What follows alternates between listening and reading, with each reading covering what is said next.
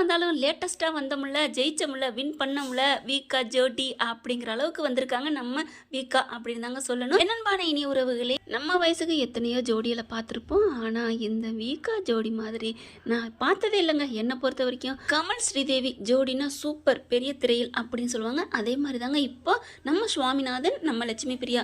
நோனாங்க அந்த பேர்லாம் நமக்கு சரிப்பட்டு வராது, செட் ஆகாது. வீக்கா வீக்கா அப்படின்னாலே காதல் ஜோடி அப்படின்னு தாங்க சொல்லணும். அந்த அளவுக்கு செம்ம சீனுங்க, செம்ம செம்ம செம்ம சூப்பருங்க. இன்னைக்கு கூட பார்த்தீங்களா எவ்வளோ அழகு, என்ன ஒரு நாளினா அப்படி பக்கத்தில் நின்னாலே டச்சிங்கில் தாங்க பேசுகிறாங்க. அந்த டச்சிங்கில் ஒரு காதல் அன்பு தாங்க தெரியுது. நேற்று நல்லா வின் பண்ணிட்டாங்க, அது எல்லாருக்குமே சந்தோஷம்.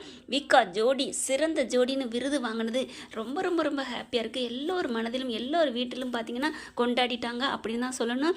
அதுவும் 2 நாள் ஓட்டிங் வந்து இல்லாமல் சேர்த்துருக்காங்க. அதுலேயும் சேர்த்துருந்தா எப்படி டாப் லெவலில் வேறு லெவலில் நம்ம தலைவி போயிருப்பாங்க இல்லையா. ஆனால் பார்த்தீங்கன்னா லேட்டாக வந்தாலும் லேட்டஸ்ட்டாக வந்தோம்ல அப்படிங்கிறது நம்ம வீக்காவுக்கு தாங்க பொருந்தோம்.